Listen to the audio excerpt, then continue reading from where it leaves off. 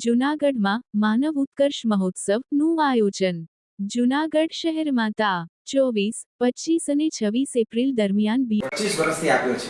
પછી તો ઘણા બધા સમાજમાં ત્યારે કરતા હોય છે, પણ એ વિચાર પ્રમુખ સ્વામી મહારાજનો ઉમદા અને મૌલિક વિચાર હતો. દરેક પરિવાર ભેગા રહેવા જોઈએ. એમાં સત્સંગી બિન સત્સંગી એવું નથી. હિન્દુ સંપ્રદાયના આપણા કોઈ પણ સંપ્રદાયમાં કોઈ પણ ધર્મમાં હોય એ ઘરે ભેગા થઈને એક નાની ઘર સભા કરે અને એ ઘર સભાની અંદર પરિવાર બધો ભેગા થાય. એમાં રામાયણ મહાભારત વગેરે શાસ્ત્રો છે એ વંચાય, થોડું ધૂન કીર્તન પ્રાર્થના છે ભગવાનના થાય અને કુટુંબીજનો સાથે વિમર્શ થાય, બેટા ક્યાં હતું શું ભણે. સાધુ ધર્મ વિનયદાસ, જુનાગઢ BAPS અક્ષર મંદિર. સ્વામિનારાયણ ભગવાનની જય.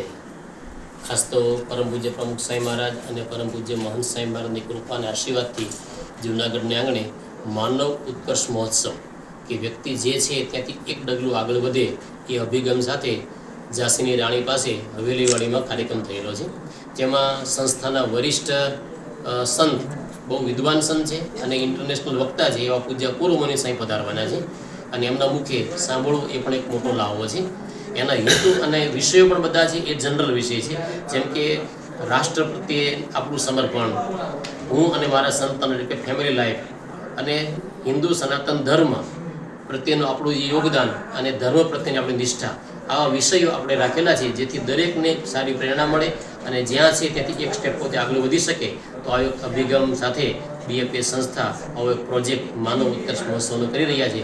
તો દરેક જૂનાગઢવાસીના ધર્મપ્રેમી જનતાને એનો લાભ લેવા માટે અમારું હાર્દિક નિમંત્રણ છે. આપનું નામ? લાભ લઈ શકે અને આપણે મેક્સિમમ લોકોને લાભ અપાવવો છે, આપણો હેતુ એ છે.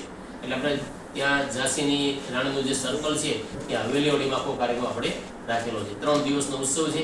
એટલે આપને બધાને પણ ખાસ બધા પરિવાર સાથે પધારજો, કારણ કે કંઈક ને કંઈક જો 2 વાસણ ભેગા થાય ને એટલે ખખડે, પછી ગોબા પડે ન પડે તો ખખડે તો ખરું, વધારે થાય ગોબા પડે, એથી વધારે થાય તો કાણા પડી જાય. તો નાના મોટા પ્રશ્નો બધાના જીવનમાં ઘેર ઘેર માટીના ચૂલા,